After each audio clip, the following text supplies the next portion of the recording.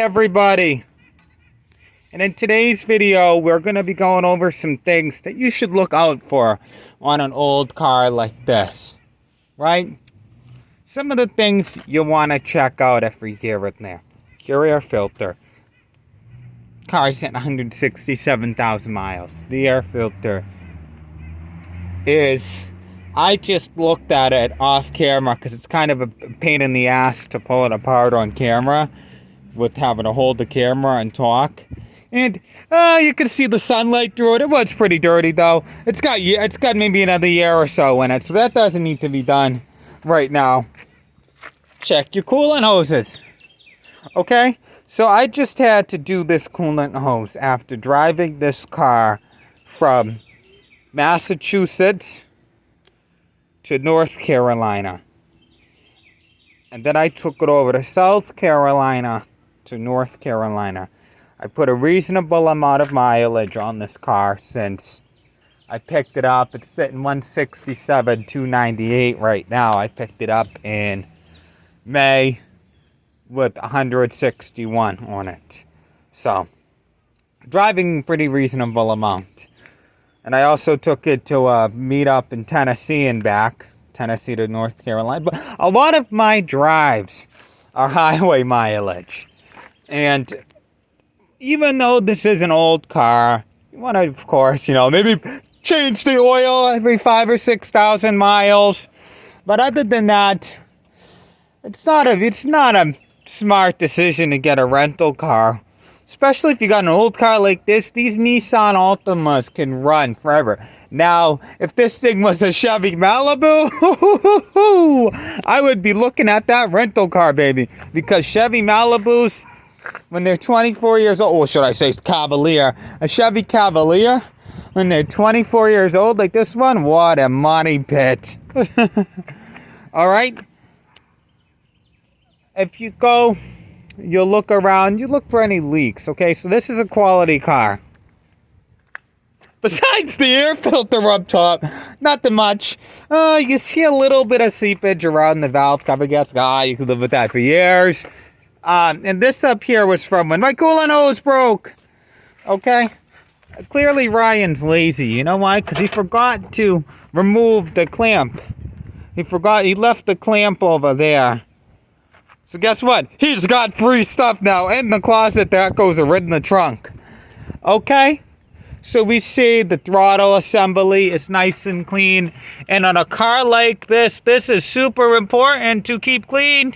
You know why? Because this thing is a cabled connection, right? So if that cable gets dirty, you're going to go, whee! And your engine's going to start going really fast, and so is in your wheels. Okay? Other stuff you could do. Clean this out a little bit. Throw it on the ground. And there's another thing that I'm going to bring up that you might think that you're supposed to do, but you never do, okay? Never clean your engine bay, especially on a newer car. Because if you clean your engine bay on a newer car, like a 2005 Altima, there are all sorts of engine control modules that you can short out. And guess what? You're not going to want to neaten up your engine bay, right? To shorten out a module. Hey, you're not having a camp. You're not camping underneath your engine bay. You're not trying to show off your engine bay to your girlfriend or boyfriend, are you? Good. To be like old Ryan and leave it dirty and save yourself money. All right? Anything else? Oh, so the distributor. Looks like it's been replaced at some point in time. Okay. No problems there. Your battery. Make sure your battery is charged up. Because even on a car like this, yes, this car is 24 years old. But you don't want to be having a dead battery or a low voltage battery because that nice JCV sound system, yeah? If the battery's low, it's going to shut off. Okay? You don't want to be driving across the country and see your battery low and your dim lights. Okay? But on a manual car, Yes, you can pop the clutch and put it down a hill. But if you're in the country in the middle of the night, you'll be able to do that, but then you'll hear woo, woo, woo. Driver, pull over. Cause your headlights don't work when your electrical system is down. Okay? What are some other things? Of course, as I said, change the oil. This car, you want to probably change the clutch fluid out. You know, if you're taking it like when I took this car from Massachusetts to North Carolina, a 900-mile trip, I did my under the hood inspection, and the coolant hose wasn't leaking then. I heard the little tiny gurgle from the power water pump thing, right? Okay? And it continued to gurgle, and it's still gurgling. So who cares? It makes a little noise. Maybe in 6 or 7 years it might go out. But hey, I'm driving this car to 300,000 or 400,000 miles, so old Ryan's a cheapskate. He might have this car in another 15, 20 years from now. All right? Check out your refrigerant. But do not remove that cap while it's hot. Look at the struts. I mean, of course you're not going to take a 24-year-old car off-roading, but the strut mounts are a little cracked up here. But old Ryan, he's a cheapskate, and he's got a big spray bottle of AT205 reseal, so what do? I spray it on every here and there. It might need to be done again soon, but that's just surface cracks. Okay? Let's see, anything else? Now, I'm too lazy to start this car up, but what you want to do is you check out your lights. Make sure they're working. High beams, low beams, blinkers. They're all working on this car. But I'm too lazy to throw it on. Okay, look at the tire tread. These tires are a little worn out. So before I go back up to Massachusetts in November, I'm going to have to be looking at some tires for sure. Okay? I will... Okay, now these tires are bald. Hit about 30%, 40% left. They're bald and worn out. Might want to get that done before you go up to Massachusetts. You know what I love about this car? All of those tires need replacing soon too. But I love this car. You know why? Sounded like Joe Biden there. But these things are steelies. You hit a curb. You hit a curb and you damage the steely. I want you to price out a cracked alloy. Then I want you to price out a sledgehammer and just slamming the steely back together. This car is so much cheaper to maintain. Now, I get parts sent up from all over the place. I got an air filter, a cabin air filter sent by a viewer that did not need to be done, but he was a viewer in Jamaica, correct? So the guy in Jamaica sends me the cabin air filter, and on this car, it's a little bit of a job. The 07 to 12s, it's right behind the radio. But you have to remove the glove box, and this is a GXC, so this didn't come stock with one. So you got to pull apart the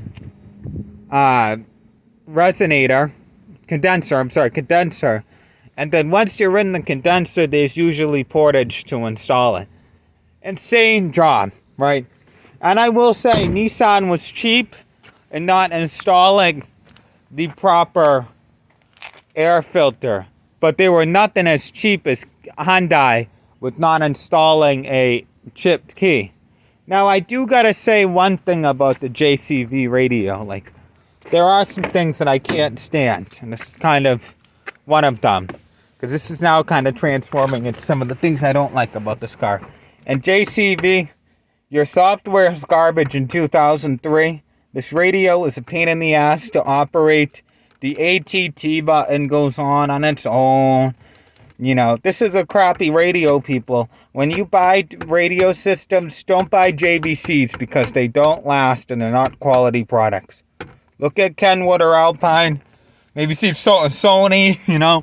I don't know, but the Sony Explode recently has had a lot of explosive recalls, right? I mean, I'm a Sony guy when it comes to that, but you know, JCV is a lower priced brand system, and let me tell you, that's a lower price system, and it's a piece of crap. It's a lower price quality too.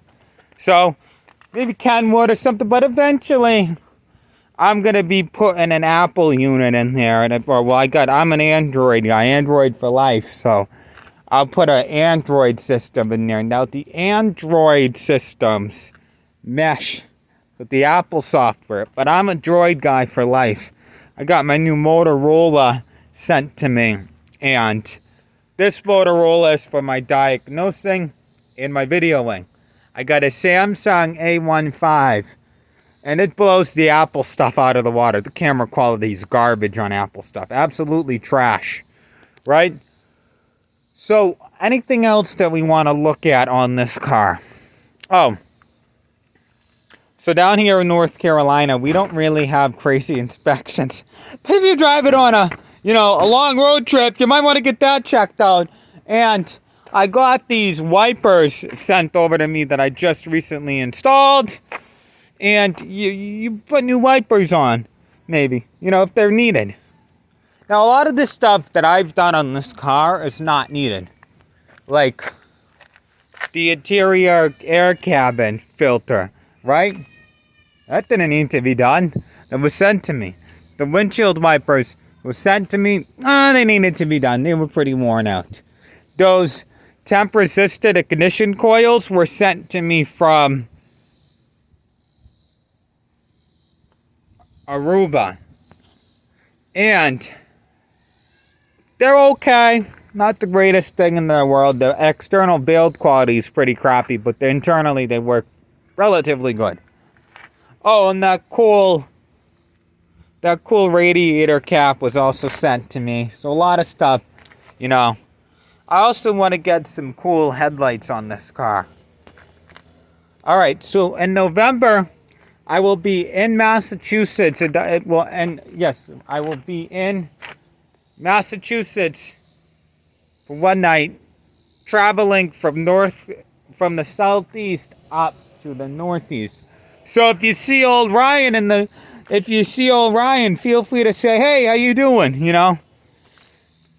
And if you got cars in Massachusetts, Maine, New Hampshire, feel free to shoot me a message and I'll check out your car. There will be one night prior that I will be in New York City. So if you got problems with cars in New York City, come check it out because there are a lot of sleazy sales in New York City. So if you want more, Ryan, like, comment, and subscribe.